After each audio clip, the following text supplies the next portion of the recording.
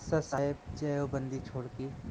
भगत जी, आज दास आरती करते समय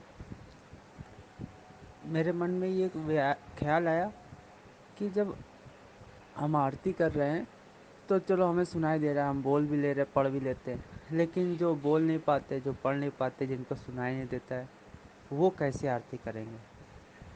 वो कैसे? और वैसे भी एक बार आपने बोला नहीं था मदन पंत के नितिन को, कि कहा था कि भाई जो बहरा है उसको कैसे नाम दोगे? तो दास ने भी यही सोचा कि कैसे हो सकता है। फिर दास के अंदर परमात्मा ने अचानक प्रेरणा करी कि परमेश्वर कौन होता है? परमेश्वर एक सर्वव्यापी होता है, वो सब कुछ करने में समर्थ होता है। तो परमेश्वर कहते हैं कि अन, अन, अंधे को आंख दे, कोढ़िन को काया, और बाजन को पुत्र दे, निर्धन को माया। अगर वो अंधा है या वो बहरा है तो परमेश्वर कहते हैं मैं उसका पहले रोग ही क्यों ना दूर कर दूं, उसके बाद में सर्व सर्व कुछ दे दूंगा, मतलब उसको नाम भी दे दूंगा। पहले मैं उसका रोग दूर करूं कि उसको सुनाई नहीं देता है, तो उससे एक दृढ़ता भी आएगी, और दूसरी चीज़, जो मैं दे परमेश्वर जो देना चाहते हैं वो देंगे। और फिर जिस प्रकार से फिर मेरी इस दास की दृष्टि वहाँ पे गई, जैसे कि अदम सुल्तान, वो मतलब जो सिकंदर लोधी, जो परमेश्वर कहते नहीं, कढ़ाई में कढ़ाई में उंगली डाल दिया था। तो जब उसने उंगली डाला तो परमेश्वर कहते ना ना, उंगली ना डाल, तेरा हाथ जल जाएगा, मतलब हाथ गल जाएगा। तो फिर उंगली डालते ही उतना उसकी उंगली कट गई। परमेश्वर चाहते तो वही जगह उसकी चीज बंद कर देते, लेकिन परमेश्वर ने फिर उसकी पूरी पूरी उंगली वापस ला दी। तो कहने का दास की वहाँ दृष्टि गई कि परमेश्वर कह रहे कि हम तो चाहते तो वहाँ उंगली, उसकी उंगली वही जगह चीज बंद कर देते, उंगली एक निशान रह जाता कि हाँ इसकी उंगली कटी थी, लेकिन परमेश्वर ने वो रोग ही खत्म कर दिया, जिससे उसकी दृष्टि गई नहीं वहाँ पे कि मेरी कभी उंगली भी कटी थी। तो इस प्रकार से दास की सोच गई। तो भगत जी, दास का अनुमान सही है क्या? इस चीज़ पे विचार करके बताएं हमें। सत साहेब जय हो बंदी छोड़। बंदी छोड़ सतगुरु रामपाल जी महाराज जी की जय हो। परमपिता परमेश्वर जी की आप सभी प्यारी आत्माओं को मुझ पवन दास का सत साहिब सौरभ भगत जी। भगत जी, दास कोशिश करेगा शॉर्ट में आप जी को इसका जवाब देने की। और आप जी ने जो सवाल किया है वो ये है कि मेरे मन में ये आया कि भाई जो व्यक्ति अंधा है, गूंगा है, बहरा है, उसको परमात्मा कैसे नाम दीक्षा देंगे? वो कैसे भक्ति करेगा, कैसे आरती करेगा, कैसे सुमरण करेगा? जो अंधा गूंगा बहरा है वो तो नाम ले ही नहीं सकता, उसको तो पता ही नहीं चलेगा कि मुझे कौन नाम दे रहा है, क्या नाम दे रहा है। देखिए भगत जी, दो बातें हैं। और एक चीज आपने कही कि भाई जैसे परमात्मा ने तो सिकंदर लोधी की उंगली भी ठीक कर दी थी। भगत जी, वो समय डिफरेंट था, ये समय डिफरेंट है। ये कलयुग है, साथ में पिछली पीढ़ी है, साथ में परमेश्वर ने शिक्षा दे दी, शास्त्रों को घोट घोट के पिला दिया, और इन शास्त्रों को दिखाने के कारण ही आज परमात्मा जेल में है। परमात्मा दुनिया से बुरा बना हुआ है सिर्फ सच्चाई बताने के चलते। तो वो समय अलग था, ये समय डिफरेंट है भगत जी। उस समय परमात्मा ने सत्संग किए नहीं थे। उस समय अगर परमात्मा ने सत्संग किए होते, यदि कंप्लीट भक्ति का कोर्स दिया होता, तो आज आप और हम यहाँ ना होते, हम कब के पार हो जाते। तो वो समय नहीं था भगत जी, क्योंकि परमेश्वर ने पहले से ही समय को निश्चित किया हुआ है। हर युग में पार होने का परमेश्वर इस कलयुग की पिछली पीढ़ी को ही माध्यम बनाते हैं। तो 650 साल पहले जब परमेश्वर आए थे धरती पे, तो उन्होंने सत्संग किए नहीं, बल्कि उन्होंने सत्संग बनाए थे आज के लिए। 650 साल पहले परमेश्वर ने केवल यह साबित करना था कि वेदों में जो परमात्मा की महिमा लिखी हुई है उसको उन्होंने साबित करके दिखाना था आज के लिए। तो आज के लिए परमात्मा ने 650 साल पहले आके सत्संग बनाए। आज परमेश्वर हमें जो कहानी, जो किस्से सुनाते हैं, गणिका माई की, रविदास जी के, मीराबाई के, नानक जी के, जीवा दत्ता के, बहुत सारे जो किस्से कहानियां परमात्मा हमें सुनाते हैं इस भक्ति पे दृढ़ता पैदा करने के लिए, तो उस समय परमेश्वर ने वो घटनाएं घटित की और वो एग्जाम्पल बन गए, और आज हमारे लिए वो सत्संग रूप में वही परमात्मा सत्संग के माध्यम से पेश कर रहा है। तो उस समय परमेश्वर ने सत्संग किए नहीं, बल्कि सत्संग परमात्मा ने बनाए थे। और परमात्मा के क्या क्या गुण होते हैं, क्या क्या लक्षण होते हैं, क्योंकि वेदों में जो परमेश्वर की महिमा लिखी हुई है उसको परमात्मा ने साबित करना था उस समय आके। जैसे परमात्मा हर युग में केवल एक बार, हर युग में केवल एक बार ही कमल के फूल पे शिशु रूप में प्रकट होते हैं। तो चारों युगों में केवल एक एक बार ही परमात्मा शिशु रूप में कमल के फूल के ऊपर प्रकट हुए, और उन्होंने पूरा जीवन एक वो लीला की। क्योंकि वेदों में यही लिखा हुआ है कि परमात्मा शिशु रूप में एक कमल के फूल के ऊपर जो विकसित होता है किसी तालाब में, और फिर एक निसंतान दंपत्ति उस परमात्मा को उठा ले जाते हैं। फिर कवारी गायों के दूध से उस परमात्मा की परवरिश होती है। फिर वो परमात्मा बचपन से ही अपनी लीला शुरू कर देता है, ज्ञान देके लोगों को अपना बनाता है। ये वेदों में लिखा हुआ है। तो परमेश्वर ने हर युग में एक जीवन ऐसा यहाँ पे लीला करके दिखाना पड़ता है, उस वेदों वाली महिमा को सत्य साबित करने के लिए, ताकि वेद झूठे ना पड़ जाएं।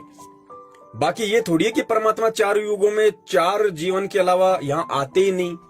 परमात्मा तो एक युग में पता नहीं लाखों बार यहाँ आ जाते हैं। तो लाखों बार क्या परमात्मा कमल के फूल पे प्रकट होके आते हैं?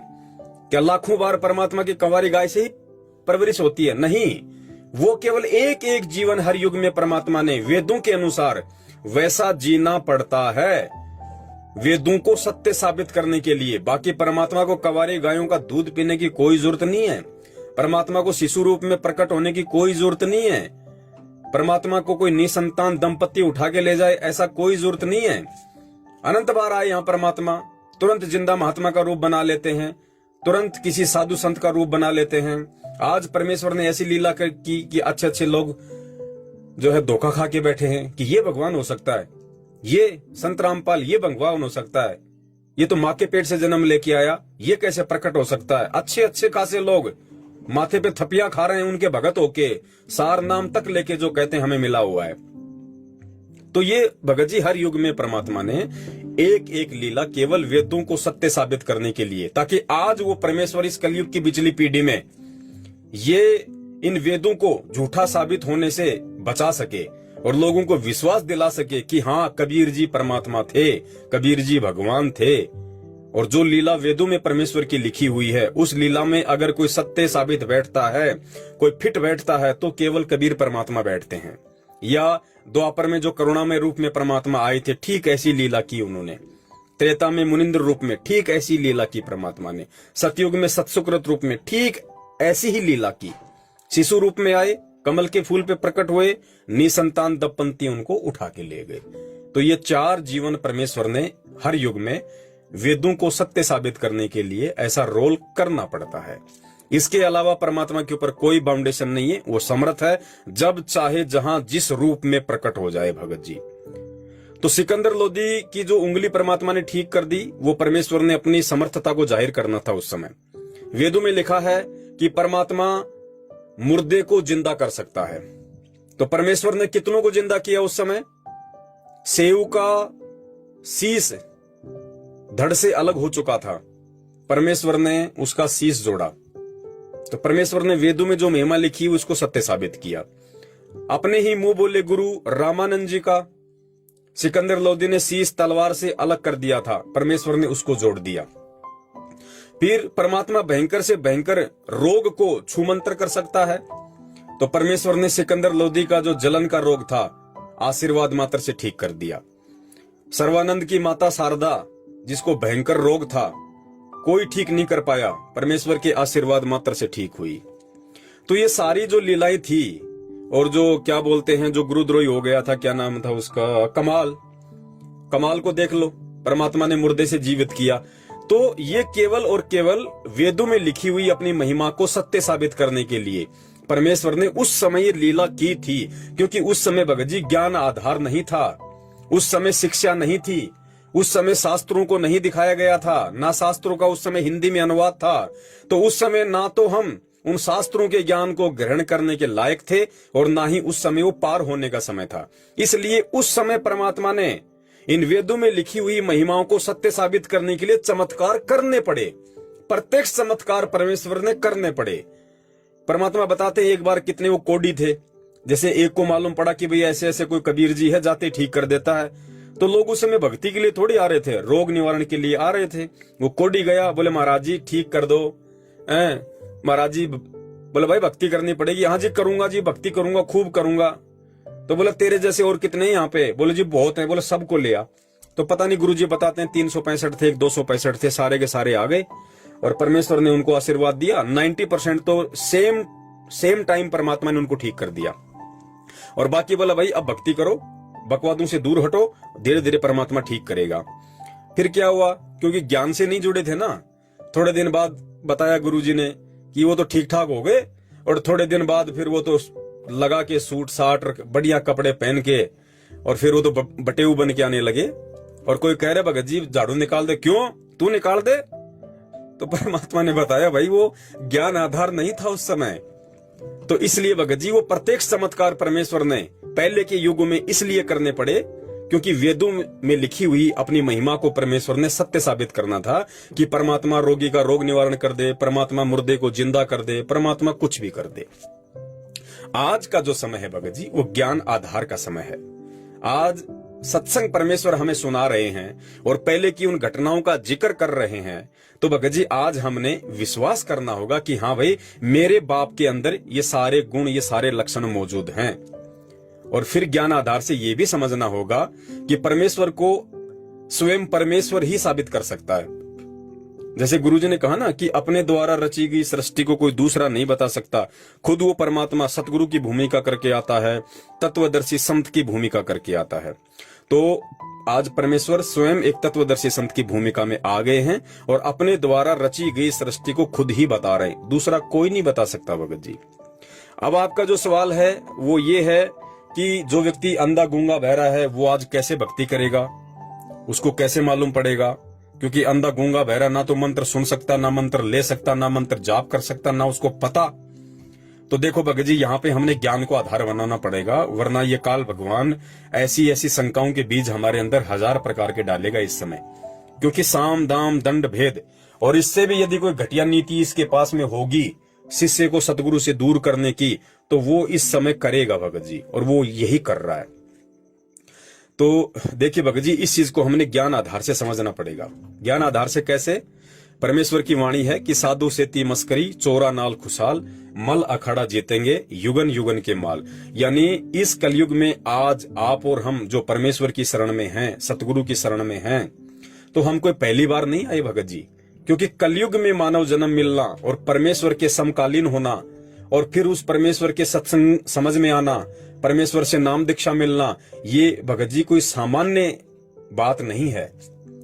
ये युगों युगों की भक्ति का ये प्रतिफल होता है। युगों युगों के भक्ति, शुभ कर्मों का, संस्कारों का, पुण्य कर्मों का ऐसा जोड़ बैठता है और सतगुरु की फिर विशेष दया, तब जाके हम सतगुरु के समकालीन होते हैं। और वो भी मोक्ष टाइम, ये पीक टाइम है भगत जी।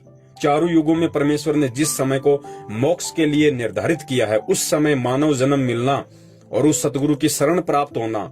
आज देखो 8 अरब के आसपास जनसंख्या है और 8 अरब की तुलना में मुश्किल से 15-20 लाख आज गुरुजी के शिष्य, 1% भी नहीं है। और 1% में आप और हमारा नंबर आ जाना, ये कितनी बड़ी बात है भगत जी। तो ये हमारे युगन युगन के संस्कार हैं। अब भगत जी हम कोई पहली बार नहीं आए इस कलयुग में, पता नहीं कितने जन्म पूर्व में हमने परमेश्वर की शरण प्राप्त की है। और इस कलयुग में भी हम अनंत बार सतगुरु की शरण में आए, लेकिन अपनी किसी कमजोरी से रह गए। जैसे आज क्या हो रहा है, 70% संगत है जो सतलोक आश्रम मैनेजमेंट हरियाणा के पीछे चल रही है। वो क्या कर रही है भगत जी?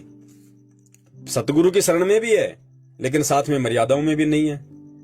तो जो व्यक्ति आज सतगुरु के समकालीन होके भी मानव जन्म प्राप्त है, वो उनके अच्छे संस्कार हैं। इस समय मानव जन्म मिलना बहुत शुभ संस्कार की बात है, लेकिन उनके भक्ति संस्कार कमजोर हैं। कैसे कमजोर हैं? क्योंकि मानव जन्म तो जैसे कहा ना उस परमेश्वर ने कि 84 लाख योनियां भोगने के बाद एक बार मिलता ही मिलता है, और बाकी 1 से अधिक बार जो मिलते हैं वो भक्ति से मिलते हैं, शुभ संस्कारों से मिलते हैं।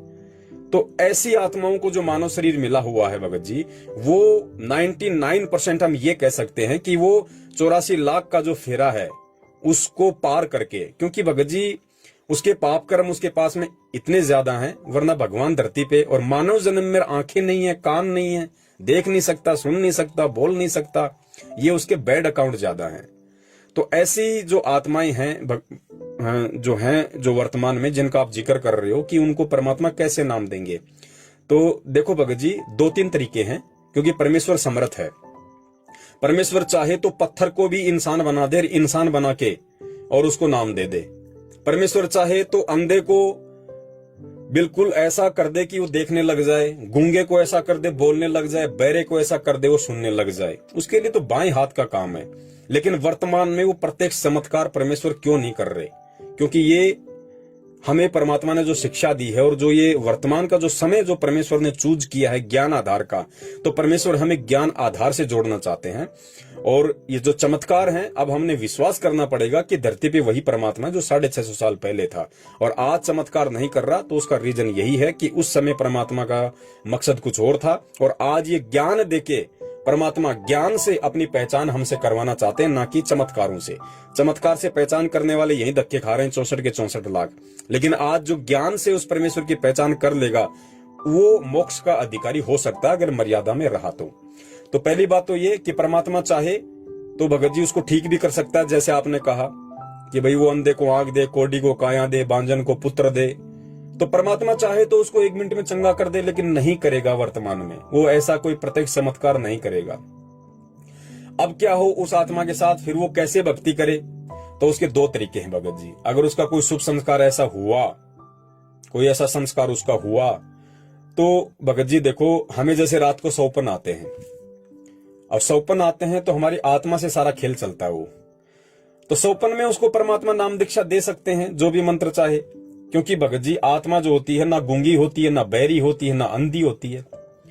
और सौपन में देखो हम ऐसे ऐसे बात करते हैं और फिर हम सुबह बताते हैं कि यार मैं सौपन में ऐसा था, मैं उससे बात कर रहा था, गुरुजी आए, मैंने गुरुजी को दंडवत किया, मैंने गुरुजी से ये पूछा वो पूछा।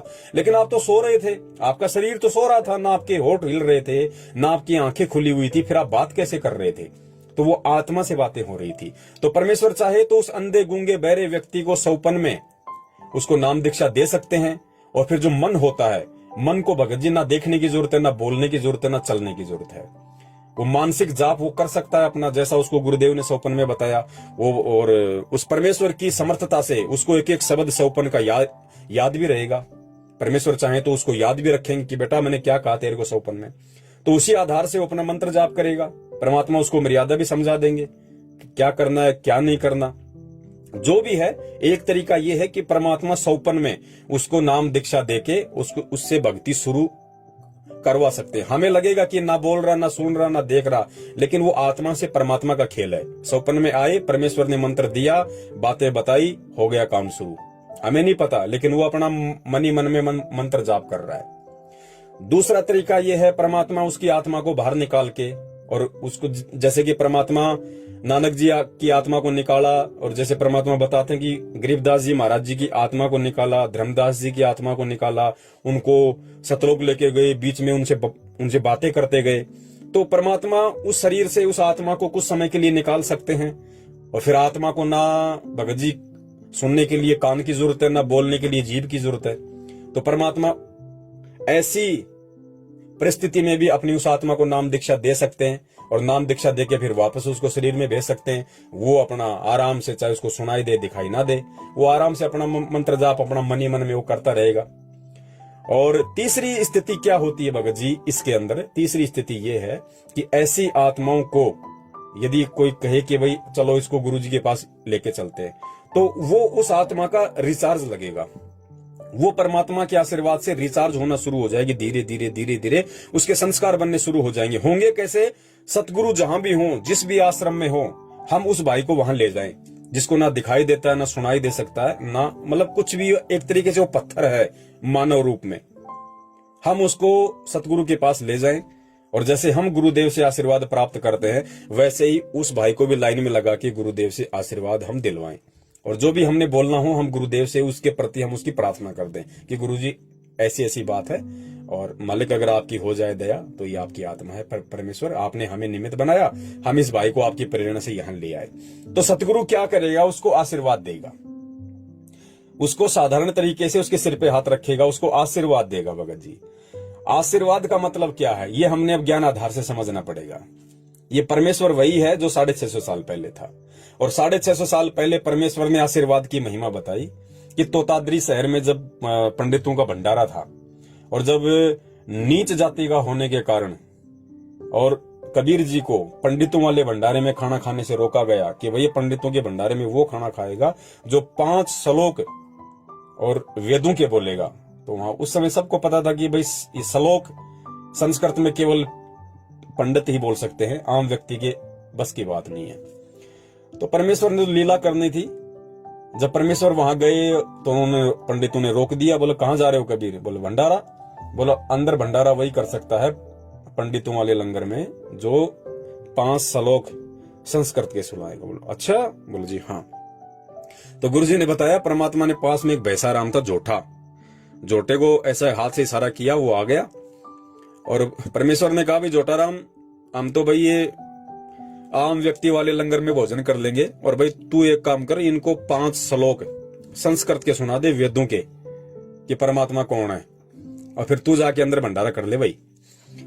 तो भैंसाराम ने परमेश्वर के कहने की देर थी, उसने संस्कृत में और मानव बोली में और उसने 5 श्लोक बोल दिए धड़ाधड़।